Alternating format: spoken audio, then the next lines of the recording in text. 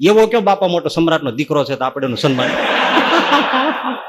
અને એમ્બ્યુલન્સ મોંઘી, કેટલું ભાડું દેવું પડે, અહીંથી દુધેશ્વર લઈ જવાનું, વાત કરો. એમ્બ્યુલન્સ મંગાવું તો શું કર્યું? છકડો રિક્ષા, છકડે રિક્ષા મૂકી દેવાનું, બાંધીને લઈ જવાનું, બીજું શું, એટલે આપણે સસ્તું પડે.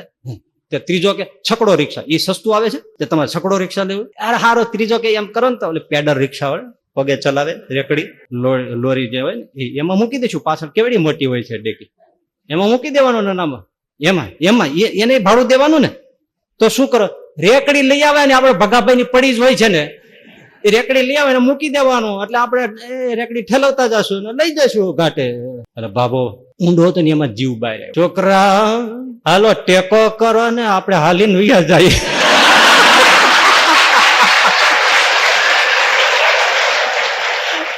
કોઈ પણ વ્યક્તિ મરી જાય, તમારી ગમે તેવી પ્રિય હોય, બહુ વિચારીને સાંભળજો અને વિચારી મનમાં મનન કરજો.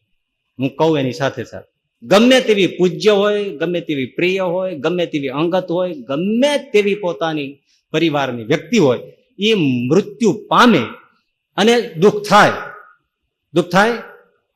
થાય એ દુઃખનું વિશ્લેષણ કરો. ઈમાનદારીથી તમે વિચાર કરજો. આજે બહુ આમ નગદ વાત કરવી છે.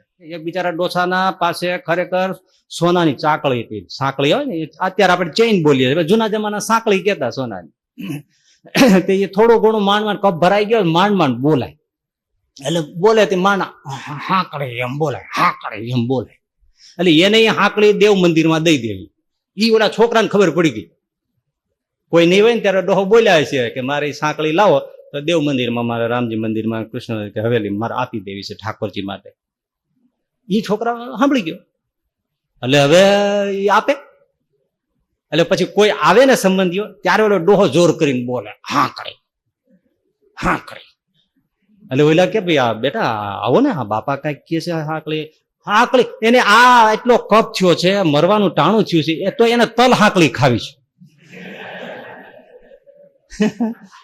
એટલે કચરિયું તમે સમજી જાઓ, તલ સાંકળીમાં ઘણા ન સમજાય, કચરિયામાં સમજે.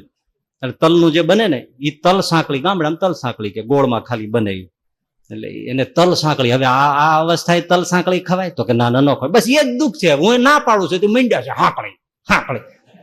પણ કાંઈ વાગ્યું. એક ડોસો મરવા પડેલો, તેને છોકરાને કે દીકરા આવો, હવે હું જવાનો થયો, મારો પૈસો ઘણો છે, તમે એમ કરજો, મારી બીજી તો કઈ ઈચ્છા નથી, પણ એક ડબ્બો ઘીનો રામજી મંદિરે દેવ ઠાકર દ્વારે આપજો મને, એટલું બસ એક ડબ્બો ઘીનો આપજો, એક ઘીનો ડબ્બો. શેર પાશેર બોલ્યા તો ઠીક, શરમ છે ગઈ. એક ડબ્બો ઘીનો કેટલા પૈસા થાય? એટલે બાપુ બીજા ઢીલો પડી ગયો. સારું કાંઈ વાંધો, એક ડબ્બો તેલનો આપજો, તેલનો ડબ્બો, એક ડબ્બો. 12 મહિના નીકળી જાય છે આપણે, એક ડબ્બો ઠાકોર દ્વારે દઈ દો. અરે સારું કાંઈ વાંધો નહીં, એક ડબ્બો એરંડિયાનો આપજો, એરંડિયું એક ડબ્બો. કેટલો મોંઘો? એક કાંઈ વાંધો નહીં, રોજ મારા નિમિત્તે ઠાકર દ્વારે એક ઘડો પાણી ભરીને મૂકજો, ઠાકોર એમાંથી પાણી પીશે ને તોય મારા આત્માને ગતિ થશે, એટલું તો મારા દીકરાઓ કરો. રોજ એક ઘડો પાણી ઠાકર મંદિરે મૂકજો, રોજ પાણી મૂકવા જવાનું, રોજ. આ સ્વાર્થી દુનિયાની વાત કરું છું તમને, રોજ પાણી મૂકવાનું. આ વહુવાળું ને ઘરના કામ ઓછા છે, આ 4-4, 5-5 ભેંસુના વાસીદા કરવા, તે પોદળા ઉહડવાના બાપાનું કામ નથી થતું, એટલે પોદળા ઉહડે. અને ઓલે ત્યાં રોજ મોસમ હોય, વાડિયા જવાનું હોય, ત્યારે રોજ કોણ ઠાકર દ્વારા રોજ ઘડો પાણી મૂકવા જાવ? તો કે એ નહીં કરો. ના, એ ન થાય. બીજું કે થાય એવું કયો, સારું લ્યો હું વયો જાઉં ને, તમે હવે કાંઈ નહીં કરો, ટાઢે પાણી નાઈ નાખજો. એટલું કહીને બાપુ મરી ગયો. બાપો મરવા પડ્યો હતો, અને હમણાં મર્યો સમજો ને, ગયો સમજો એમ. શું? હા ગયો એમ જ સમજો. તે એના 4 છોકરા બાજુમાં બેઠા હતા. તે એ કે જો હવે જાય છો, આ બાપા ઉપડ્યા. હવે શું, બસ કાંઈ વાંધો નહીં, એમ્બ્યુલન્સને ફોન કરી દો, આવે એટલે આપણે બાંધીને મૂકીને પછી સ્મશાન લઈ જાય. તો બીજો છોકરો કે એમ્બ્યુલન્સ લંગાય. એવો કયો બાપા મોટો સમ્રાટનો દીકરો છે તો આપણે એનું સન્માન. અને એમ્બ્યુલન્સ મોંઘી, કેટલું ભાડું દેવું પડે, અહીંથી દુધેશ્વર લઈ જવાનું, વાત કરો. એમ્બ્યુલન્સ મંગાવો તો શું કર્યું? છકડો છકડા રિક્ષા મૂકી દેવાનું, બાંધીને લઈ જવાનું, બીજું શું, એટલે આપણે સસ્તું પડે. તે ત્રીજો કે છકડો રિક્ષા, એ સસ્તું આવે છે, તે તમારે છકડો રિક્ષા લેવું. યાર હારો ત્રીજો કે એમ કરો ને તો પેડલ રિક્ષા હોય, પગે ચલાવે, રેકડી, લોરી જે હોય ને એમાં મૂકી દઈશું, પાછળ કેવડી મોટી હોય છે ડેકી, એમાં મૂકી દેવાનું ને નામાં, એમાં એમાં એને ભાડું દેવાનું ને. તો શું કરો, રેકડી લઈ આવે ને, આપણે ભગાભાઈ ની પડી જ હોય છે ને, એ રેકડી લઈ આવે ને મૂકી દેવાનું, એટલે આપણે રેકડી ઠેલવતા જશું ને લઈ જશું ઘાટે. ત્યાં બાપો ઊંડો ઊંડો હતો ને, એ સાંભળી ગયો આખું, એને સાંભળ્યું ચેપ્ટર. એમ્બ્યુલન્સ ના ખર્ચા નથી કરવા, છકડા રિક્ષા નથી કરવા, ઠેલણ ગાડીના નથી કરવા, ઓલી લારીના નથી કરવા. એટલે બાબો ઊંડો હતો ને એમાં જીવ બહાર આવ્યો. છોકરા, હા હાલો ટેકો કરો ને આપણે હાલીને વયા જઈએ.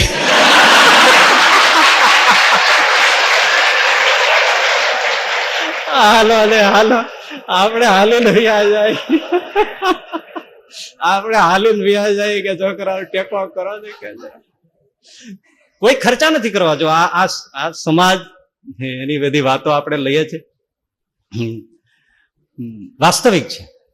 અને તમે જુઓ ઘણી જગ્યાએ કોઈ મૃત્યુ પામ્યા એવા કિસ્સાઓ, નામ ન અપાય ભાઈ, પણ તરત છોકરા આવી જાય, શબ પડ્યું છે, સ્મશાને લઈ જવું છે. આપણી વાત શેના ઉપર ચાલે છે? શંકરાચાર્યના શ્લોક ઉપર ચાલે છે. શું કે સંસાર કેવો સ્વાર્થી છે એ શંકરાચાર્ય સમજાવે. એ શબ પડ્યું છે ને પેલા 4 છોકરા આવી જાય, એમાં એક જણ હોય ને આવીને તરત એ ગોટાળો તો હાલતો જ વહીવટનો, એ જો પેલા મારું ચોખ્ખું કરો પછી છે ને લાશ બહાર નીકળશે. આ હકીકત છે. ઘણી વાર તો દીકરીઓ આવી જાય, મારું જે થતું હોય પેલા મને દ્યો, પછી બાપુજીની લાશ બહાર નીકળશે, નહીં તો મારા જેવી કોઈ ભૂંડી નથી. થાય છે કે નહીં કયો? ઘણી જગ્યાએ થાય છે. આ હોસ્પિટલમાં તમે જુઓ, પેલા પૈસા ગણી દો પછી લાશ ઉપડશે, થાય છે ને. ઘણી વાર હોબાળો થાય છે, આપો. અને જેવું એ પતિ જાય એટલે પછી હાલો હાલો ભાઈ ભાઈ શું બેઠા, વાડા લાવો, નાળિયેર લાવો, લાવો બધા ખાપલા લાવો, પછી આ મોડું થાય છે, તમે સમજણ નથી પડતી, હાલો ગોઠવો જલ્દી. એટલે કોઈએ બહુ સરસ કહ્યું છે, ઉઘાડી આંખના છે આ ભાઈ બધા સંબંધો, ઉઘાડી આંખના છે આ બધા સંબંધો, બાકી જરૂર કરતા વધુ લાશ પણ ઘરમાં કોણ રાખે છે? આ તો ઉઘાડી આંખના સંબંધો છે એટલે બધું છે, બાકી પછી જરૂર કરતા લાશ પણ ઘરમાં કોણ રાખે છે? એક જગ્યાએ બહુ બનેલી ઘટના હોય, એમાં તરત તમને હા પડશે. તે ભાઈ ગુજરી ગયા ને પછી એને સ્મશાને લઈ જવાના હતા, પણ હાથની પેલી આંગળી ને એમાં બહુ કિંમતી વીંટી પહેરેલી, સોનાની પણ જાડી અને નંગ જડેલું એ પણ કિંમતી. સમજો ને 50,000 ની કઈક એવી કિંમતી વીંટી. તે ગમે તેમ કાઢી જ લેવી છે ને, કોઈ જવા દે. બોલ બોલો, આ વાસ્તવિક વાત છે. ઓલી ભલે એમાં કઈક ભેદ છે અને થોડું એ પ્રમાણે કન્સેશનમાં સાંભળી શકાય, પણ આવું હોય ખરું થોડું ઘણું. એ વીંટી કોઈ રીતે નીકળે નહીં, અને થોડો સમય ગયો એટલે આંગળી પણ પેલી ફૂલી ગયો એટલે કોઈ રીતે નીકળે નહીં. એટલે કાઢવી કેમ? માનશો સાવ સાચી વાત, આંગળી કાપીને વીંટી કાઢી લીધી. ન્યા કોણ જોવાનું છે આંગળી છે કે નહીં? કાઢી લો, ભટકાવી દો ને તો હુડી મૂકી કાઢી લીધી, પછી આંગળી બટકું નાખી દીધું અંદર, બાંધી દીધું. અંદર લોહી તો કઈ નીકળવાનું નહોતું. ન્યા કોણ નનામી ઉચકાઈને જોવાનું છે 5 આંગળી છે કે નહીં? વીંટી કાઢી લીધી. આ વાસ્તવિક વાત છે.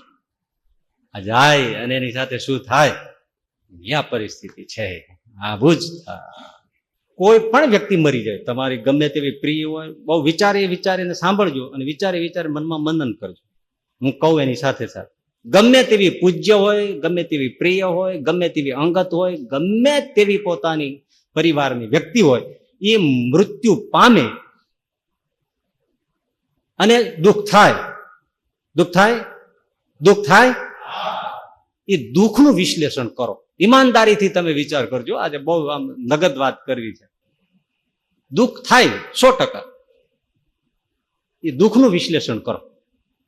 દુઃખ શાનું થાય છે? આપણા દુઃખનું દુઃખ થતું હોય છે. એ વયા ગયા, હવે અમારું શું? આ સિવાય બીજો કોઈ પ્રશ્ન હોય તો કયો. એ વયા ગયા, હવે અમારું શું? હવે અમારે દિવસ કેમ કાઢવા? અમારે હવે કોનું મોઢું જોવું? અમારે બે વાત કેવી હોય તો કોનું કેવી? અમારું બેહવાનું ઠેકાણું વયું ગયું. હે આ કોઈના એક્સિડન્ટ થાય પછી એના પરિવારના કોઈના નાના બાળકો હોય, નિર્દોષ છે ને, ગઈ સાલે એક છોકરાનું એક્સિડન્ટ થઈ ગયું હતું, પછી એનો નાનો ભાઈ હતો, એનું પછી આવ્યું હતું તો કે હવે હું કોની સાથે રમીશ. પ્રશ્ન ક્યાં છે? સૌ પોતાનો જ વિચાર આવે. હજી સુધી કોઈને બીજાનો વિચાર નહીં આવ્યો. બહુ બહુ મર્મ વાત છે. વિચારો તો હલી જવાય એવી. ગયો એ પડ્યો છે, પણ વિચાર આપણે દુઃખ થાય છે, પણ દુઃખનું વિશેષ વિશ્લેષણ આ છે કે હવે અમારું શું. કોઈ એમ નથી વિચારતું કે એ ગયો એનું શું થયું છે.